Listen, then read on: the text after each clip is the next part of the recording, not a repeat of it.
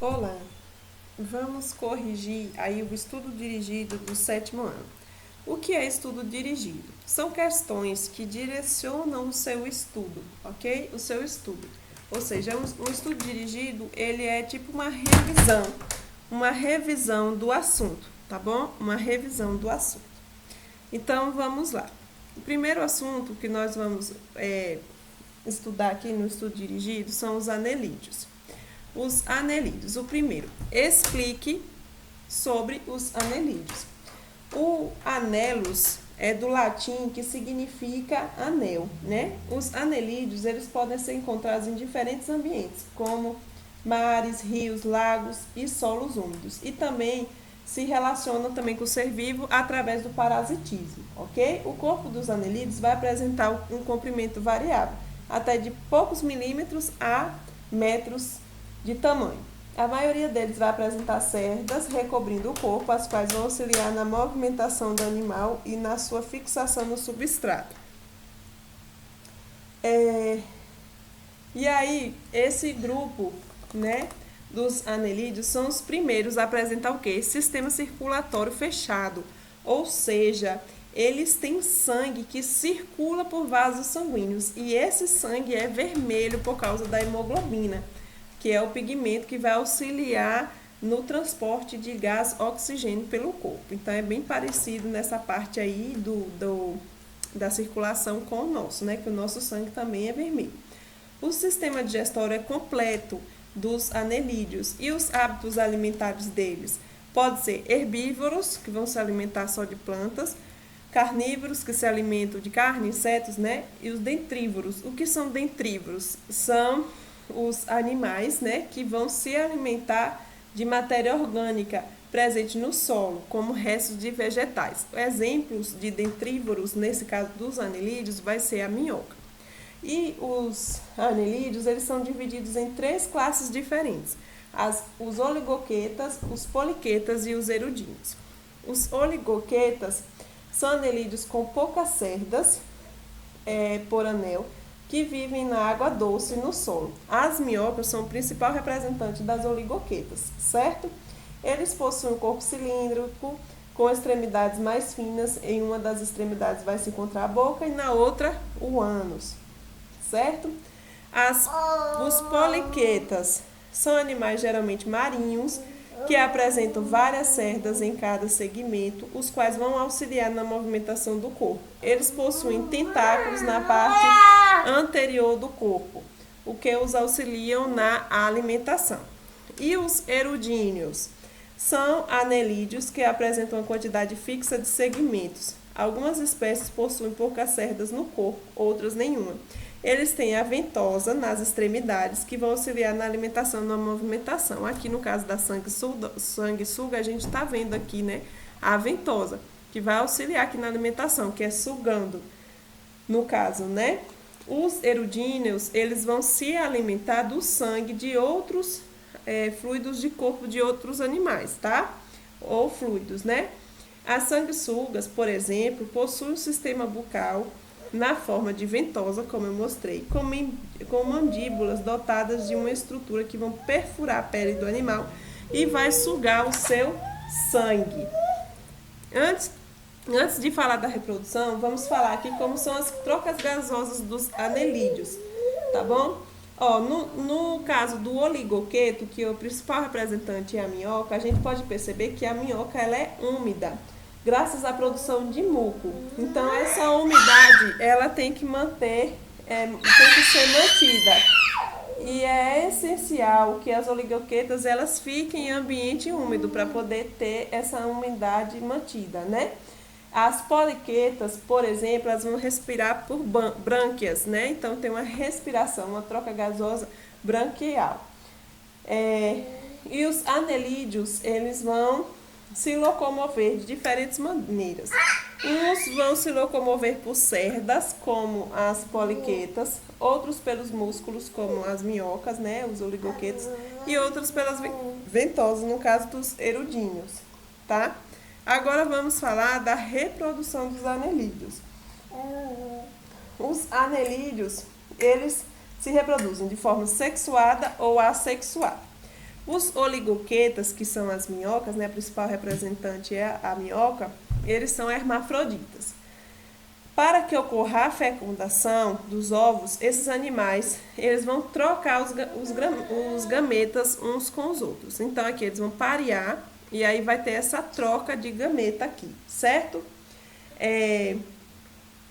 Eles vão se separar depois para produzir o casulo na região chamada de clitelo. Então, aqui é o clitelo. Aí, eles vão produzir aqui o casulo, que vão ser liberados os óvulos. O casulo vai deslizar pela parede do corpo e vai receber os espermatozoides provenientes do parceiro. Esses espermatozoides vão fecundar os óvulos, tá vendo? Vão fecundar os óvulos presentes no casulo. E aí, o casulo com os óvulos fecundados vão continuar a percorrer a parede, passando pela sua cabeça, e aí vão ser eliminados no solo. E lá no solo, os embriões vão utilizar os nutrientes presentes nos ovos para se desenvolver. Após semanas, esses indivíduos jovens e semelhantes aos adultos vão eclodir. As poliquetas, por sua vez, elas são um pouquinho diferentes. Ela apresenta uma reprodução sexuada e assexuada. Na reprodução sexuada, o que é que acontece? A fêmea, ela vai liberar uma substância, que vai atrair o macho para perto de si. E aí, então, o macho ele vai se movimentar em torno da fêmea e vai liberar os espermatozoides. A presença dos espermatozoides na água vai estimular a fêmea a liberar seus óvulos, que são fecundados no ambiente e se depositam no fundo do mar. O embrião vai se desenvolver em uma larva e depois em indivíduos adultos, certo? E na reprodução sexuada também pode ocorrer a fecundação interna, como ocorre nos erudíneos, ok? Os gametas masculinos são depositados no interior da fêmea. Após algumas semanas, ocorre a liberação do casulo, como nas oligoquetas, que contém os ovos já fecundados. O desenvolvimento não tem a parte das larvas. Agora vamos falar dos moluscos, tá? Os moluscos são animais invertebrados que se caracterizam pelo corpo mole, geralmente abrigado por uma concha calcária externa, como os caramujos e os caracóis, certo? Mas nem todos os moluscos têm essa concha, tá bom? Nós vamos ver. Essa espécie geralmente vive em ambientes aquáticos, como mares, rios e lagos, ou podem viver no solo, em locais úmidos, tá? Nós vamos estudar aqui três principais classes do molusco. Vamos estudar os cefalópodes, os gastrópodes e os bivalves.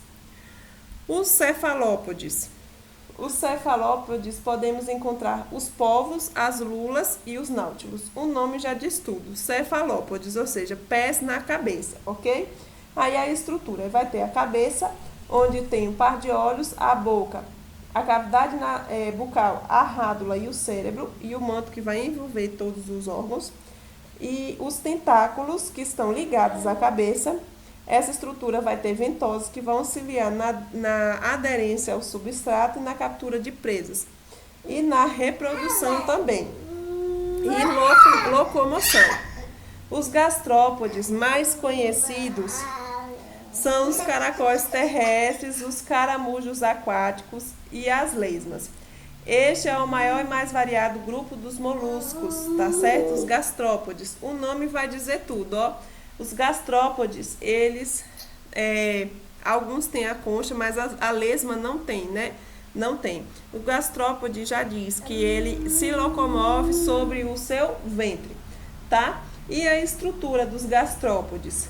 Na cabeça, possuem 2 pares de tentáculos, um par de olhos e uma boca. Aí, eles têm a concha, né, sobre o pé, com exceção da lesma, como eu falei que não tem. Aí, na lateral, vai localizar o polo genital, o ânus e o polo respiratório. Vai ter a massa visceral também, né, onde estão localizados os órgãos. Essa região é recoberta pelo manto, responsável pela produção das conchas e o muco em muitos moluscos, ok? A rádula é utilizada para raspar o substrato e capturar as presas. O pé localiza-se na região ventral, por isso que chama gastrópodes. Ela é uma estrutura muscular larga com cílios que auxilia o molusco a rastejar sobre o substrato, além de poder auxiliar na captura de alimentos, na reprodução e na defesa. O pé está relacionado com outros movimentos, como cavar e nadar. E os bivalves? Os bivalves são moluscos que se caracterizam principalmente pela presença de duas conchas, bivalves, duas conchas, como as ostras, mariscos e mexilhões. Aí a estrutura dos bivalves. Tem as brânquias, que são utilizadas para obter o alimento pela filtração da água. Então, os bivalves são filtradores, igual os poríferos, né? Eles utilizam a água para absorver o nutriente nas suas células. As conchas são achatadas lateralmente. Os bivalves não possuem rádula. Eles escavam o lodo e a areia utilizando o pé, localizado na região ventral. Como ocorre, né, a reprodução dos moluscos. Antes disso, nós vamos falar um pouco aqui sobre o sistema digestório dos moluscos, que é completo, tem boca, esôfago, estômago, intestino e ânus. A alimentação pode ser variada, tem os herbívoros, carnívoros, dentrívoros, onívoros e parasitas. Os cefalópodes, eles são carnívoros e a maioria dos gastrópodes vai ser herbívoro, tá? E os bivalves são filtradores, como eu já falei, né? Como é a respiração dos moluscos? Ela é variável. As trocas gasosas são feitas não só pela superfície do corpo, como no caso tegumentar, né, pela pele, mas também uns têm órgãos especializados, como brânquias. No caso dos gastrópodes, vai ter o pulmão, ok? Pulmões. E o sistema circulatório? Ele pode ser fechado, mas no cefalópodes é fechado e aberto nos gastrópodes e nos bivalves. No sistema do tipo aberto, o sangue vai circular tanto no interior dos vasos quanto fora deles, banhando o interior das cavidades. O cefalópodes está entre os moluscos que vão se deslocar mais rapidamente por causa do jato propulsão, né? Ele vai empurrar a água e vai conseguir se movimentar bastante rápido. Os cefalópodes são classes de moluscos que têm o seu sistema nervoso e sensorial mais complexo, apresentando maior cérebro dentre os invertebrados, que é os que nós estamos estudando, né? Ele tem olhos que auxiliam na visão e outras estruturas responsáveis pelo sentido do tátil e pela percepção de substâncias químicas no ambiente. Os seus olhos são capazes de formar imagens reais, olha, então enxerga mais ou menos, né? E auxilia na localização das presas. Muito interessante. A reprodução dos moluscos, como é que ocorre? A reprodução é variável. Os gastrópodes, em geral, são hermafroditas, por exemplo. Mas algumas espécies vão apresentar sexos separados. Existem espécies em que ocorre fecundação interna, que é dentro, enquanto outros gametas são liberados na água, que é a fecundação externa. Há também algumas espécies que também que não apresentam fase larval e outros que têm. Então, quando não apresenta a fase larval, chama de desenvolvimento direto, ok? Os bivalves, eles têm sexos separados, a fecundação geralmente é externa, ou seja, fora, né, na água. Libera o gameta lá na água e tem a formação de larva, tá? E alguns bivalves, como de água doce, vai unir os gametas na cavidade do manto, que é na fecundação interna, e depois tem a formação de larva, que é liberada no ambiente. Aí os gastrópodes, eles têm sexos separados ou são hermafroditas. E na maioria deles, desses moluscos, a fecundação vai ser interna, ok? Os caracóis, por exemplo, são hermafroditas, mas trocam espermatozoides entre si durante a cópula. Então, o gameta masculino de um vai entrar no gameta masculino do outro e assim sucessivamente, né? Os ovos vão ser depositados no ambiente e depois vão eclodir juvenis semelhantes ao adulto, ou seja, o desenvolvimento é direto, não passou pela fase da larva. Os cefalópodes apresentam sexos separados com fecundação geralmente externa, ou seja, na água, né? No momento da cópula, um ou mais tentáculos dos cefalópodes transportam os gametas masculinos até o organismo feminino. Após a fecundação, os ovos são depositados no ambiente. Tá certo? Aí eu perguntei, explique sobre os artrópodes. É bem complexo, né? Os artrópodes. Eles são invertebrados que se caracterizam pela presença de apêndice e pernas articuladas. O nome já diz, artrópodes. Pés articulados ou pernas articuladas. Tá? E muitos têm antenas, certo? Os artrópodes são um grupo de animais bastante variável. Assim, para facilitar o estudo, nós vamos estudar aqui os 5 principais grupos, que é os insetos, crustáceos, aracnídeos, quilópodes e diplópodes. Então, vamos para os insetos. Vamos ver a estrutura aí.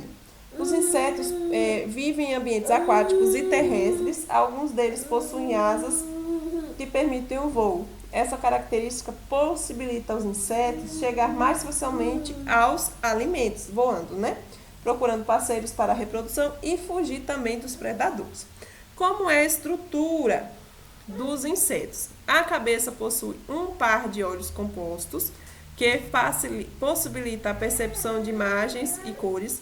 A maioria dos insetos possuem ocelos que auxiliam a perceber os estímulos luminosos. Os insetos apresentam um par de antenas que auxiliam na percepção de cheiros, gostos, formatos, além de temperatura e umidade do ar no ambiente. Os insetos apresentam três pares de pernas articuladas, as quais podem ser utilizadas para caminhar, saltar, correr, nadar, cavar ou agarrar. Existem insetos que na fase adulta apresentam um par de asas, outros que têm 2 pares e alguns que não têm. Ou seja, aqui na estrutura dos insetos, a gente pode ver que tem 3 pares de pernas articuladas, é uma característica do inseto, que essa é a característica principal, e um par de antenas, ok? Aí pode ter asas, pode ter um par, pode ter 2 pares, ou pode não ter asas nenhuma. Aí a alimentação dos insetos vai ser variável. Existem espécies que são herbívoros, como os pulgões, os carnívoros, que são os besouros, os onívoros, que são as baratas, e parasitas, como as pulgas, né? O sistema digestório também é completo, né? E a boca pode apresentar especializações que permitam ao inseto sugar, mastigar ou picar. A respiração dos insetos ocorre por meio de pequenos tubos, como está mostrando aí, né? Pequenos tubos chamados de traqueias, distribuídos no interior do corpo do animal, e que levam o gás oxigênio diretamente aos tecidos sem depender de pigmentos respiratórios. O conjunto desses tubos forma o sistema traqueal. Em alguns pontos desse sistema, as traqueias se abrem para o exterior do corpo do inseto por meio dos orifícios, chamados de espiráculos, por onde ocorrem as trocas gasosas no ambiente. Gente, é grande a aula, certo? Mas vai auxiliar muito nos seus estudos. Os insetos apresentam reprodução sexuada e fertilização interna. A maioria é ovíparo, mas algumas espécies são ovovivíparas. No momento da cópula, os machos da maioria das espécies depositam os espermatozoides no interior do corpo da fêmea. Os espermatozoides fecundarão os ovos, que passam por um período de desenvolvimento no interior das fêmeas. Antes da postura, os ovos recebem uma casca para proteger da perda de água para o ambiente. O desenvolvimento dos insetos ocorre de maneira diferente. Algumas espécies passam por uma série de transformações até atingir a fase adulta. Vamos ver aqui os tipos de metamorfose. Tem a metamorfose completa, que vai ocorrer nos insetos como borboleta, besouro, abelhas, moscas e formigas. Como é essa metamorfose completa?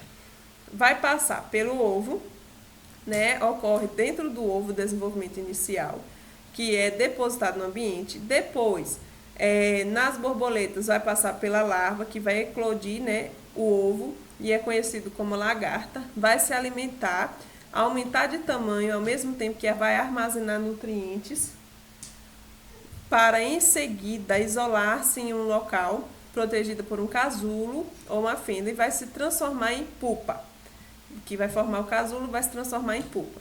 Na fase da pupa, o inseto em desenvolvimento não se alimenta e o ser vivo sofre grandes transformações para se tornar um inseto adulto. Então, passa pelo ovo, pela larva, pela pupa e depois é que vem o adulto. Vamos ver a metamorfose incompleta. Ocorre em alguns insetos, como baratas, gafanhotos, percevejos e tesourinhas. Nesse tipo de desenvolvimento, o indivíduo que sai dos ovos são bem parecidos com os adultos e não vai ter a fase da larva e nem da pupa, certo? O desenvolvimento ocorre por meio de modificações graduais. As formas jovens são chamadas de ninfas e passam por algumas mudanças, né, até se tornarem adultas. Então, a metamorfose incompleta, ela não passa pela fase da larva e nem da pupa.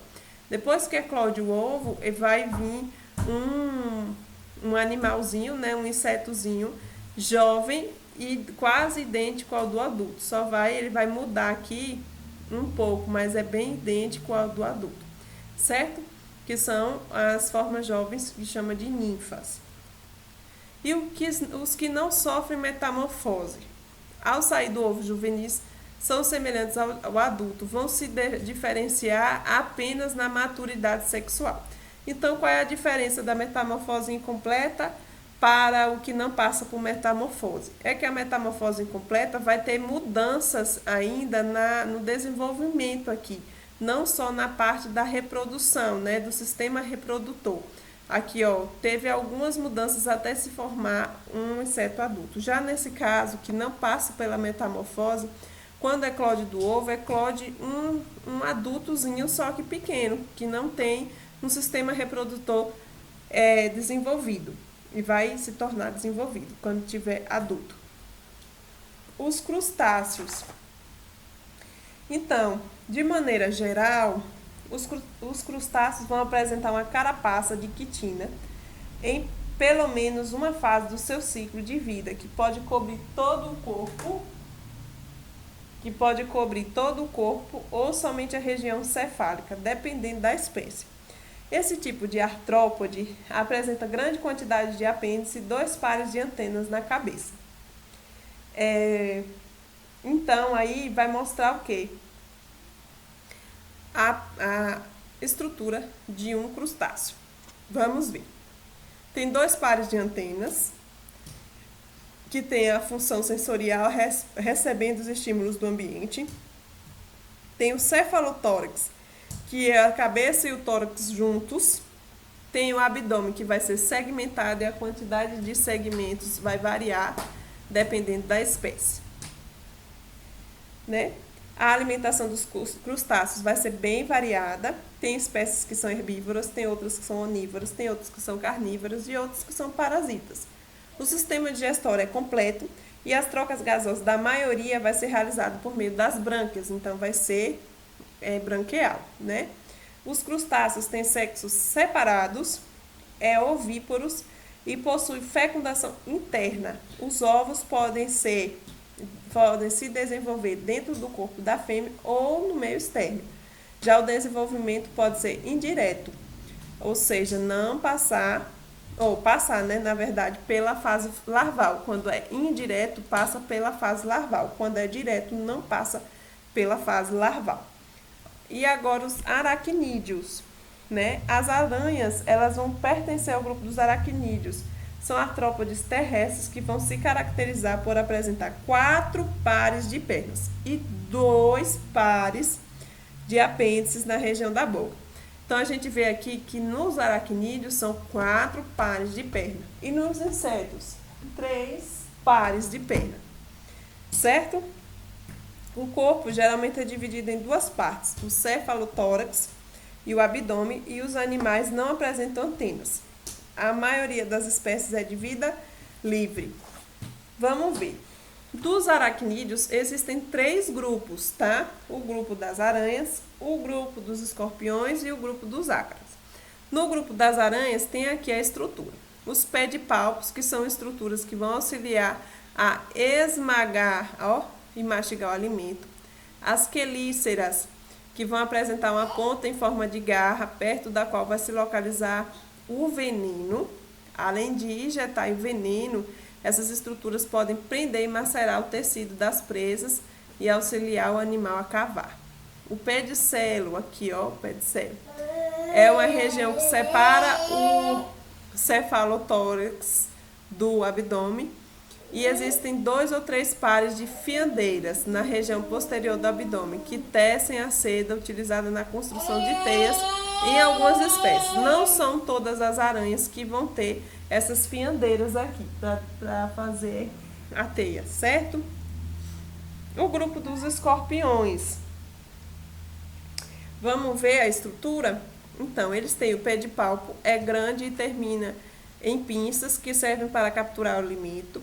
2, tem as quelíceras que vão rasgar o alimento, né? 3, o corpo é dividido em cefalotórax e 12 segmentos. 7 deles formam o pré-abdômen e os outros 5 o pós-abdômen. Então, ele tem o cefalotórax, o pré-abdômen e o pós-abdômen. No último segmento encontra-se o telson, que é onde vai ficar o veneno, né? Tem um chamado aguilhão que fica o veneno. Cada perna vai terminar em um par de garras. Tem as garrazinhas lá na perninha. E o outro grupo dos aracnídeos vai ser os ácaros e os carrapatos. É o maior grupo dos aracnídeos, certo? Os ácaros ocorrem em todas as regiões do mundo e podem ser terrestres, aquáticos ou parasitas. Os representantes desse grupo são considerados os mais importantes aracnídeos dos pontos de vista médico e econômico. Então, a estrutura. Eles têm os pedipalpos, tem as pernas, né? E tem a quelícera aqui, ó. Certo? A fisiologia dos aracnídeos vai variar de acordo com o grupo. Em geral, a maioria dos aracnídeos é carnívoro, com exceção de algumas espécies de ácaros e os parasitas. Em espécies carnívoras, a digestão se inicia fora do corpo do animal, após capturar a presa com a quelícera e ou pedipalpo. Os fluidos digestivos vão ser liberados sobre o tecido da presa, que vai começar a ser digerida fora, né? Fora dele. A solução vai ser formada e em seguida vai ser sugada para o interior do sistema digestório do aracnídeo. Aí, ó, aqui ainda falando dos aracnídeos, né? Nas quelíceras das aranhas estão presentes as glândulas de veneno. Após capturar a presa, a aranha vai cravar o aguilhão e vai descarregar o veneno. A seda das aranhas é semelhante à seda dos insetos. Ela é utilizada por algumas espécies para capturar e prender as presas. Aí, após ser capturada pelas pinças do escorpião, a presa pode ser morta ou paralisada pelo veneno injetado por meio do aguilhão. Aqui no caso do escorpião, né? Em ácaros são parasitas, como os carrapatos, vão se alimentar de quê? Do sangue do animal. Os ovos dos aracnídeos, né? No caso dos ácaros, após a fecundação, os ovos são depositados no ambiente e sobre o hospedeiro. Do ovo eclode uma larva que sofre mudas até se tornar adulto, né? Em algumas espécies de aracnídeos é possível observar o cuidado parental, em que um dos pais cuida dos filhotes até que eles possam sobreviver sozinhos. Alguns escorpiões apresentam cuidado parental. Ao nascer, os filhotes seguem para o dorso da fêmea e permanecem com a mãe, né? Permanecem com a mãe por um período de 4 semanas, até que estejam aptos para viver sozinhos. Agora vamos falar, quando eu perguntei na questão 4. Escreva sobre os quilópodes e diplópodes. Vamos entender o que são quilópodes e diplópodes? Eles são animais terrestres e vivem também em ambientes úmidos, como embaixo de rochas e madeiras ou no interior do solo. Elas possuem cabeça, corpo alongado, dividido em vários segmentos. Além disso, podem apresentar diversos pares de pernas ao longo do corpo e um par de antenas. Vamos ver aqui a estrutura de um quilópode, ok? Então, a lacraia possui o corpo levemente achatado e um par de pernas por segmento. No último segmento existe um par de pernas anais que assume as funções sensoriais de ataque e defesa.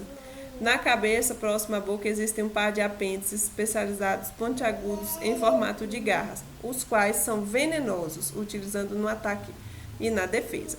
Possui um par de antenas e captam estímulos por meio externo e um par de olhos. Aqui, o principal exemplo é a lacraia, certo? Então, a lacraia ela é venenosa, né? Então, por isso que fala que usa o veneno para a defesa, né? E para o ataque. E aí, nós vamos falar agora dos diplópodes, ok? Isso, dos diplópodes. Os diplópodes apresentam o corpo em formato cilíndrico e 2 pares de pernas por segmento. Na cabeça possuem um par de antenas com as quais percebem o ambiente por onde caminham. Os olhos podem estar ausentes ou são formados por 2 conjuntos de olhos simples. Então, a reprodução dos quilópodes. Eles têm fecundação interna. As fêmeas de algumas espécies se enrolam ao redor dos ovos para proteger. O desenvolvimento pode ser direto com os juvenis, nascendo com a mesma quantidade de segmentos dos adultos, ou indireto quando os juvenis nascem com menor quantidade de segmentos e sofrem mudanças, né? Os diplópodes, a reprodução é sexuada também, a fecundação também é interna, ok?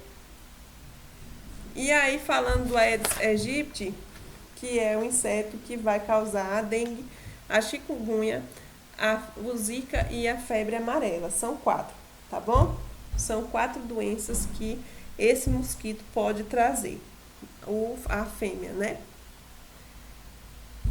E agora vamos falar do equinodermo, porque eu perguntei na questão 5 o que são os equinodermos, né?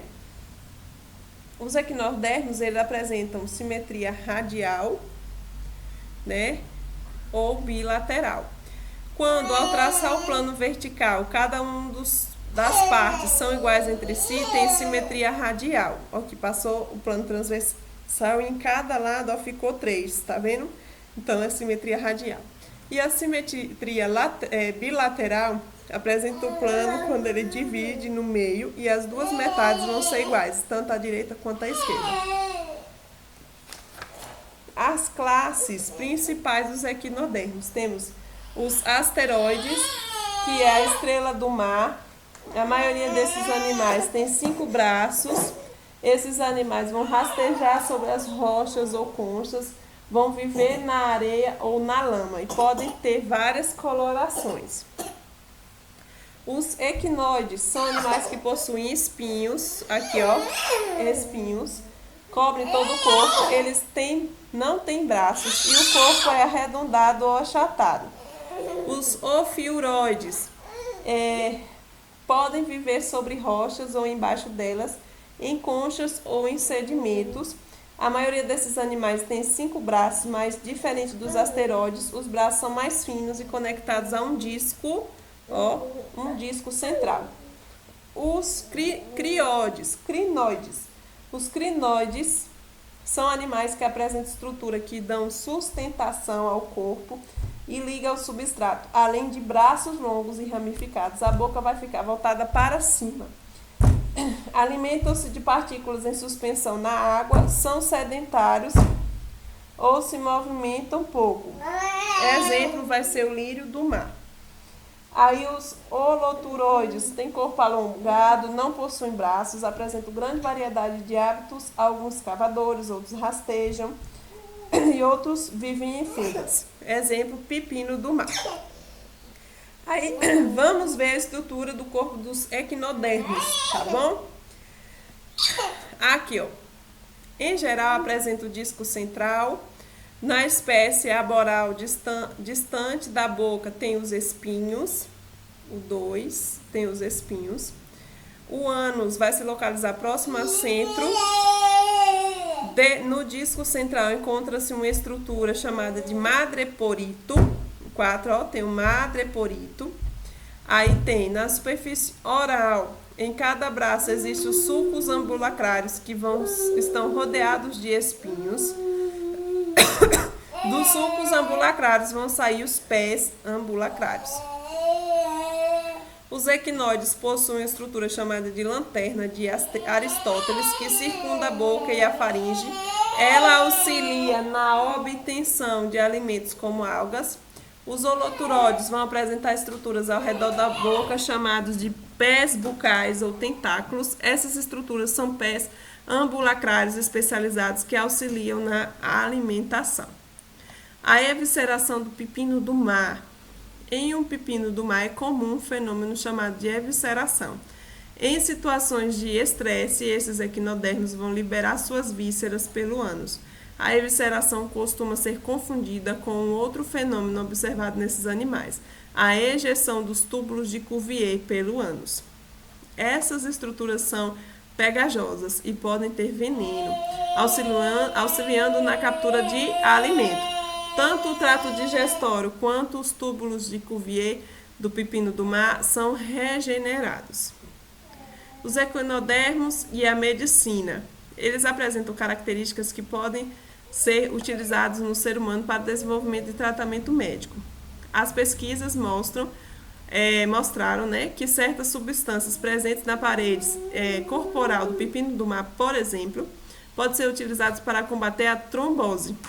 Essa doença é causada pela coagulação do sangue, que deixa de ser líquido e fica viscoso, podendo obstruir os vasos e causar a morte do paciente. Pesquisas mostraram que alguns ouriços do mar também produzem substâncias que vão impedir a coagulação do sangue, o que pode ser utilizado no tratamento da trombose. Então, é isso aí. Essa foi o estudo, essa foi a correção, né, do estudo dirigido 2 do 7º ano. É baseado também no sistema Trilhas de Ensino.